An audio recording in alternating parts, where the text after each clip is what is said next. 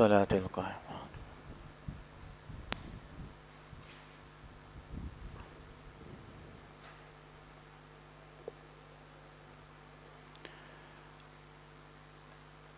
إن الحمد لله نحمده ونستعينه ونستغفره ونتوب إليه ونعوذ بالله من شرور أنفسنا ومن سيئات أعمالنا من يهده الله فلا مضل له ومن يضلله فلا هادي له وأشهد أن لا إله إلا الله وحده لا شريك له وأشهد أن محمدا عبده ورسوله اللهم صل وسلم وبارك على نبينا وحبيبنا المصطفى محمد صلى الله عليه وسلم وعلى آله وصحبه ومن تبعهم بإحسان إلى يوم الدين أما بعد فقد قال الله تعالى في كتابه الكريم أعوذ بالله من الشيطان الرجيم يا أيها الذين آمنوا اتقوا الله حق تقاته ولا تموتن إلا وأنتم مسلمون وقال تعالى يا أيها الذين آمنوا اتقوا الله وقولوا قولا سديدا يصلح لكم أعمالكم ويغفر لكم ذنوبكم ومن يطع الله ورسوله فقد فاز فوزا عظيما فإن أصدق الحديث كتاب الله وخير الهدي هدي نبينا محمد صلى الله عليه وسلم وشر الأمور محدثاتها وكل محدثة بدعة وكل بدعة ضلالة وكل ضلالة في النار حياكم الله جميعا أيها الإخوة الفضلاء وطبتم وطاب سعيكم وممشاكم وتبوأتم من الجنة منزلا وأسأل الله الكريم جل وعلا الذي جمعنا في هذا البيت الطيب المبارك أن يجمعنا في الآخرة مع سيد الدعاة وإمام النبيين في جنته ودار مقامته innahu waliyyu dzalika wa maulah.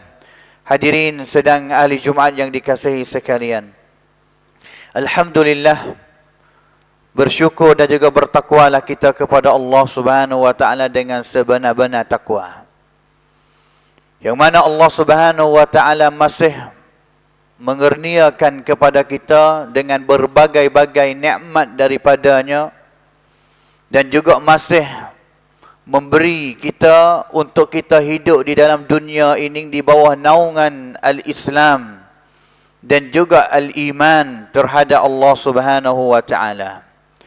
Bersyukur kita kepada Allah yang Allah Ta'ala pilihkan kita hidup dalam dunia ini dengan jadi seorang Islam, seorang Muslim yang mengabdikan diri kepadanya sebagai Tuhan yang satu sahaja.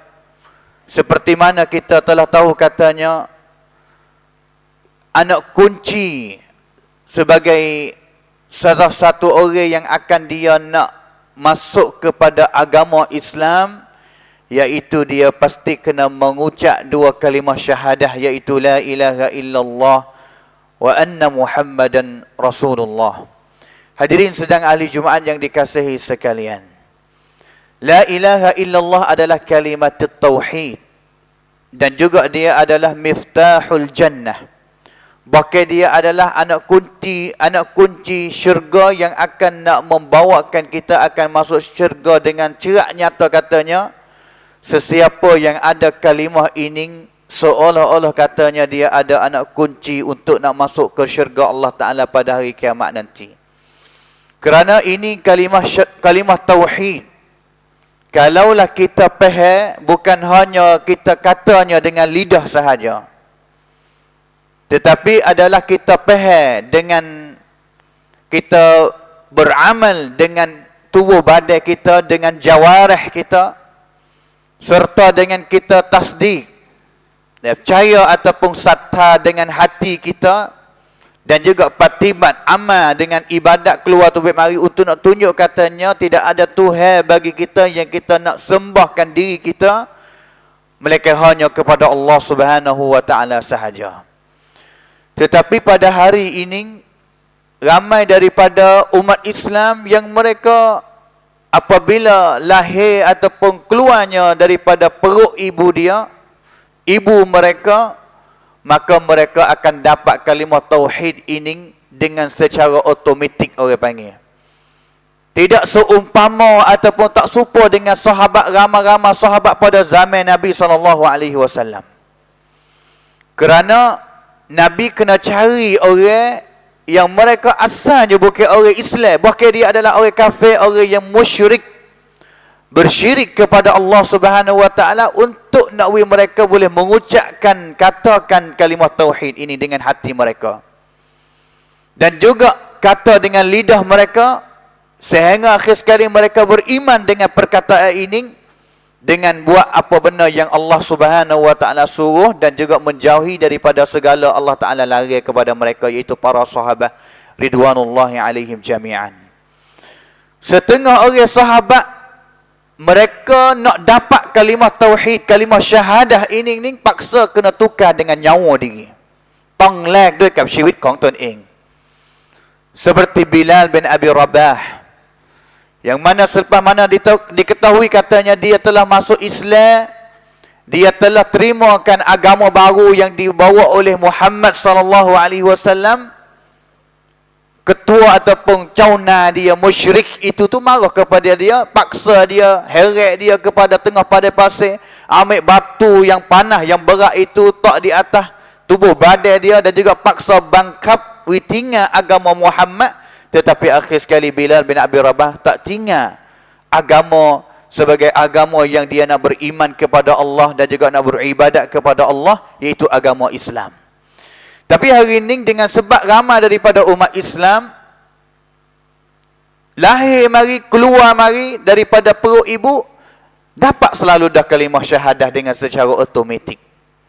Nak faham tak faham, kadang-kadang ramai daripada kalangan mereka tak faham kali katanya kalimah syahadah la ilaha illallah ini apakah maksud dia yang sebenar. Arai ke ความหมายที่แท้จริง perkataan ini, kam klau ni คำกล่าวปฏิญาณนี้นี่มันอะไรคือความหมายที่แท้จริง dan juga apabila tak gerti makna yang sebenar, maka hidup dia akan tidak sungguh mana untuk nak ibadat, nak mengabdikan diri kepada Allah Subhanahu wa taala. Kerana tidak ada perasaan katanya Tuhan yang sebenar iaitu adalah Allah Subhanahu wa taala. Apabila kata kalimah syahadah ini dengan hati, dengan lidah, percaya dengan hati, kata dengan lidah, dan juga faham akan makna dia dengan hakikat sebenar, maka tubuh badan dia akan gerak geri untuk melakukan ibadat, segala ibadat yang Allah Subhanahu wa taala suruh kepada dia. Habis itu hari ini tak syak katanya umat Islam ramai lagi duk tinggal semaya. Ramai lagi duk tinggal puasa. Ramai lagi tidak kena katanya zakat itu tu kena bayar tahun ni, cara dia bala mana, dan juga jahil banyak lagi tentang hukum yang sebenar mengenai dengan zakat ini. Dan juga yang paling berat daripada tu laginya, kadang-kadang hidup mereka tak boleh nak membezakan katanya yang mana jadi tauhid dan juga yang manakah hidup yang membawakan dia untuk melakukan syirik kepada Allah Subhanahu wa taala. Berlaku syirik. Nama tu Islam, dalam bab peracacan tu Islam. Tapi keluar gambar-gambar tubik mari semua di situ tempat temah di sini tempat. Ini punca dianya dengan sebab tak faham kalimah la ilaha illallah yang sebenar. Hadirin sedang ahli Jumaat yang dikasihi sekalian.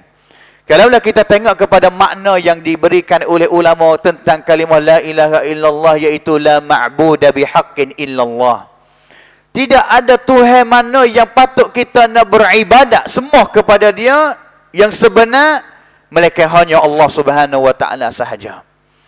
Ini adalah perkataan yang kita kata. Kadang-kadang kanak-kanak kita duk ngaji, cikgu duk ajar, duk ulewi, dia kata la ilaha illallah Muhammadur Rasulullah. Ataupun kita sendiri apabila kita kata tahlil la ilaha illallah Muhammadur Rasulullah.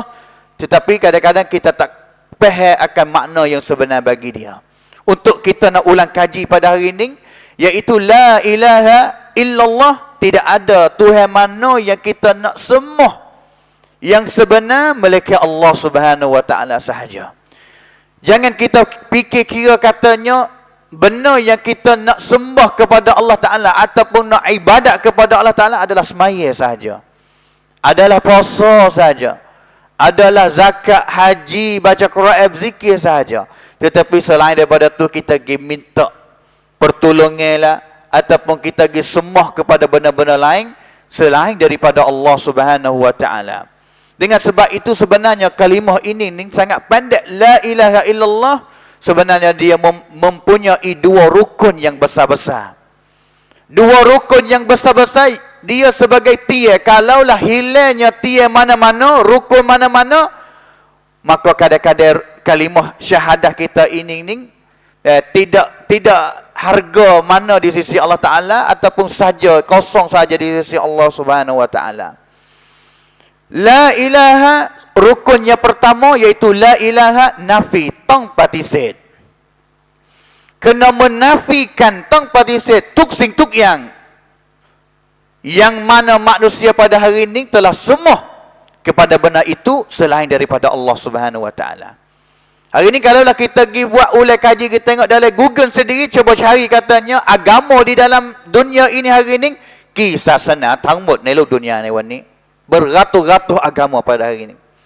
Ada agama yang sembah kepada api, ada agama yang sembah kepada pohon kayu, ada agama yang sembah kepada nabi-nabi, ada agama yang sembah kepada mana-mana yang dia itu adalah makhluk yang diciptakan oleh Allah Subhanahu wa taala sahaja.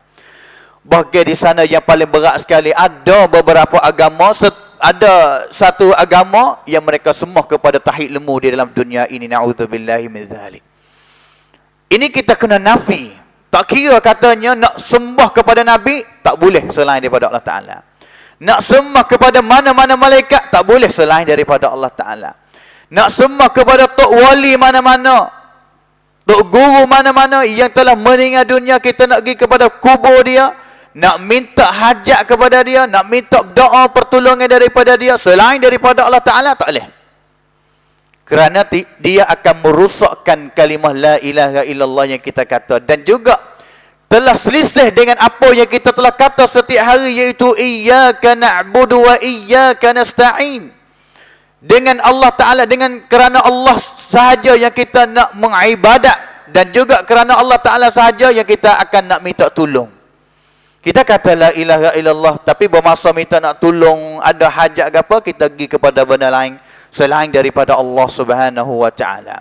Dengan sebab itu kena nafi. La ilaha kena nafi, katanya tidak ada Tuhan lain selain daripada Allah Ta'ala.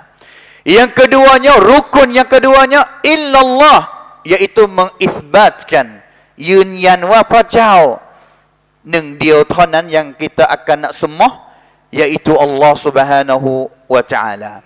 Allah Subhanahu wa Ta'ala firman di dalam Al-Quran, "Dzalika bi anna Allah huwal haqq wa anna ma yad'una min dunihi huwal batil wa anna Allah huwal aliyyul kabir." Sesungguhnya demikian itu, Allah adalah Tuhan yang sebenar. Tuhan yang sebenar adalah Allah.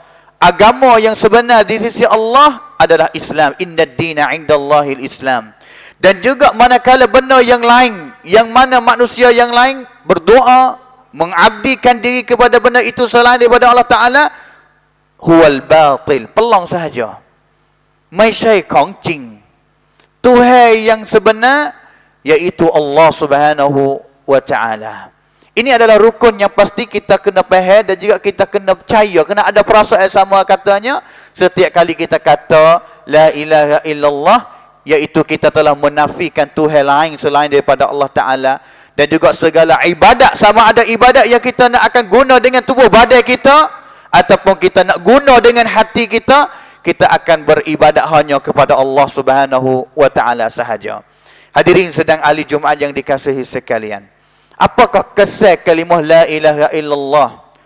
Pun satan, kalaulah kita cuba khayal, kalaulah di dalam masyarakat,ในสังคม, setiap orang Islam yang ada di dalam masyarakat mana-mana faham dengan hakikat sebenar akan kalimah ini. Faham katanya la ilaha illallah makna gapo, apa yang mereka kena buat terhadap kalimah la ilaha illallah ini sebagai salah satu hamba Allah Ta'ala tu, apakah dia sendiri yang akan dapat, dan juga masyarakat siapa kepada umat Islam yang akan dapat kesan daripada kalimah la ilaha illallah itu.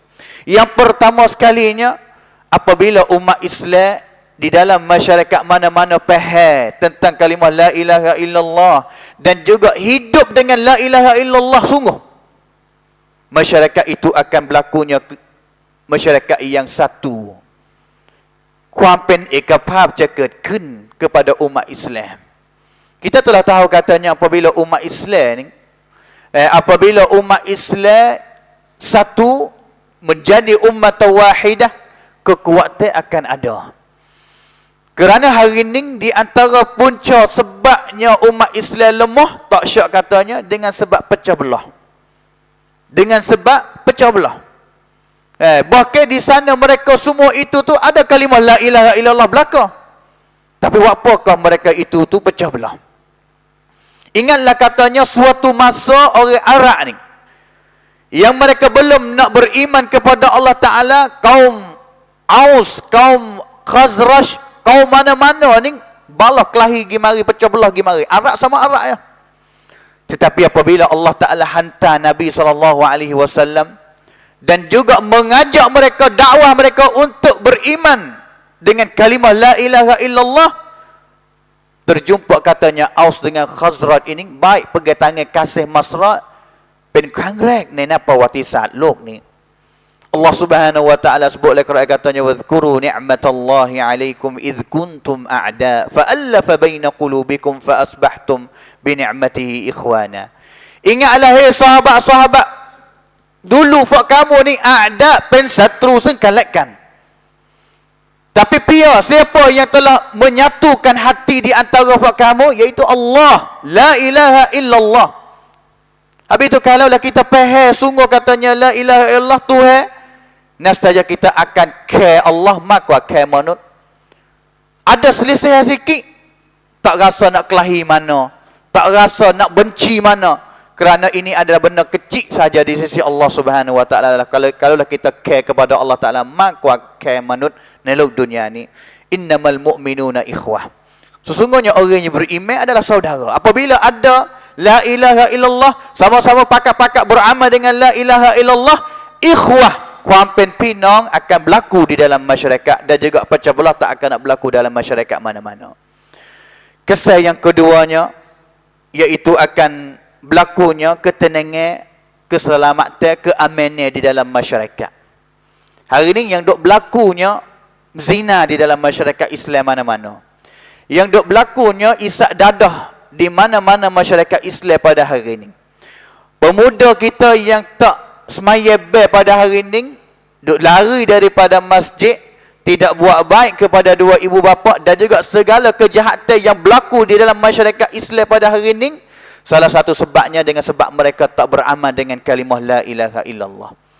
Kerana apabila mereka itu beriman pahal sungguh katanya la ilaha illallah, tidak ada Tuhan yang lain melainkan Allah Ta'ala, di mana tempat sahaja pun mereka akan bertakwa kepada Allah Subhanahu wa taala. Nak duduk di sejid, berlaku takwa, ingat kepada Allah, kerana Allah adalah Tuhan yang sebenar.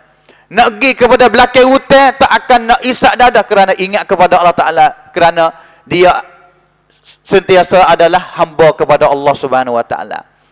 Ibadat jangan kita fikir nak jadi hamba, mengabdikan diri kepada Allah Ta'ala, jangan kita fikir katanya kena duduk sejid sahaja barulah kita ibadat kepada Allah Ta'ala. Tak. Duduk di dalam duduk di dalam hutan, duduk di mana-mana, duduk motong ke, boleh kita nak niat ibadat kepada Allah Ta'ala.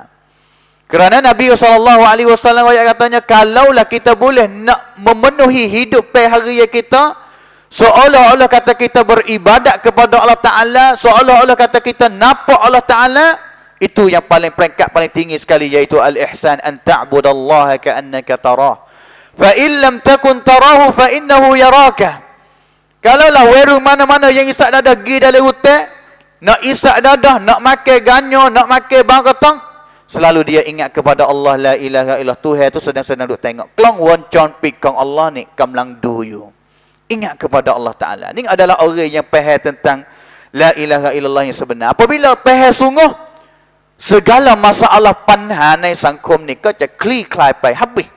Zina tak akan berlaku apa? Ingat kepada Allah Subhanahu wa taala, la ilaha illallah. Hisab dadah tak akan berlaku apa? Ingat kepada Allah Ta'ala, la ilaha illallah. Ini adalah kesan daripada kalimat tauhid. Yang ketiganya, orang yang faham dan juga beramal dengan hakikat sebenar dengan kalimah ini, Allah Ta'ala akan meninggikan hidup dia di dalam dunia ini. Ini adalah kehidupan yang paling tinggi, kiat tisung tisut, iaitu ciwit timi kam klau la ilaha illallah, beramal dengan dia, hidup dengan dia. Kerana orang yang bersyirik kepada Allah Ta'ala, Allah Ta'ala banding katanya, wa may yusyrik billah fa ka'annama kharra minas samai fatakhtafuhu at-tayr aw tahwi bihi ar-rih fi makanin sahih. Seolah-olah katanya hanyut, jatuh daripada langit, dan juga burung ni ambil pergi mana-mana tempat tah, ataupun angin pupuk pergi jauh dah mana-mana tempat, tamtoi, sangat dihina hidup yang bersyirik kepada Allah Subhanahu wa taala. Dan juga yang terakhirnya, kesan yang paling besar sekalinya untuk kita nak dapat selamat pada hari akhirat nanti, iaitu dapat masuk syurga Allah Subhanahu wa taala. Nabi SAW yang katanya, innallaha harrama 'alan nar man qala la ilaha illallah yabtaghi bidzalika wajha Allah. Hadis Bukhari Muslim. Sesungguhnya Allah Ta'ala akan haram kepada satu orang yang kata la ilaha illallah akan neraka. Dia tak akan dapat boleh masuk neraka Allah Ta'ala pada kiamat. Kalaulah dia kata dengan hati, dengan kerana Allah Subhanahu wa taala sungguh. Satu hadis lagi, Nabi SAW yang katanya, ma min 'abdin, tidak ada seorang hamba mana yang dia kata la ilaha illallah dan juga dia mati dengan la ilaha illallah itu, illa dakhalal jannah, dia akan masuk syurga. Abu Dzar sahabat tanya kepada Nabi, katanya, wa in zana wa in sarak, walaupun dia berlaku zina, walaupun dia curi, Nabi kata ya, dapat masuk syurga. Abu Dzar tanya lagi kali yang kedua, Nabi jawab supa. Abu Dzar tanya lagi kali yang ketiga, Nabi jawab supa, iaitu akan dapat nak masuk syurga lagi. Ingatlah orang yang ada kalimat tauhid ini dan juga tidak ada dosa, sama ada kecil besar, dia akan dapat boleh masuk syurga dengan secara automatik. Manakala orang yang ada dosa dan juga ada dosa besar, maksiat, tak ada nak bertaubat kepada Allah Ta'ala, tetapi kalaulah hidup dia mati dalam dunia ni dengan keadaan ada kalimah ni lagi, pada hari akhirat nanti, kalaulah Allah Ta'ala hendak nak ampun kepada dia akan dosa itu, Allah Ta'ala akan ampun. Kalaulah tak ampun, dia akan masuk neraka untuk nak bakal diazabkan dengan dosa-dosa yang tinggal pada dia. Akhir sekali dia akan boleh dapat masuk syurga Allah Subhanahu Wa Ta'ala. Tetapi apabila orang mana yang hidup dalam dunia ini dan juga meninggal dunia ini dengan tidak ada anak kunci syurga ini, akhir sekali dia akan kekal di dalam api neraka dan juga tak akan nak boleh rasa syurga Allah Ta'ala pada hari kiamat nanti. A'udzubillahi minasyaitanir rajim. Bismillahirrahmanirrahim. Wal 'asri innal insana lafi khusr illa alladhina amanu wa 'amilus salihat wa tawasaw bil haqqi wa tawasaw bis sabr. Barakallahu li wa lakum fil Qur'anil 'azim wa nafa'ani wa iyyakum bima fihi minal ayati wadh-dhikril hakim wa taqabbala minni wa minkum tilawatahu innahu huwas samiul 'alim.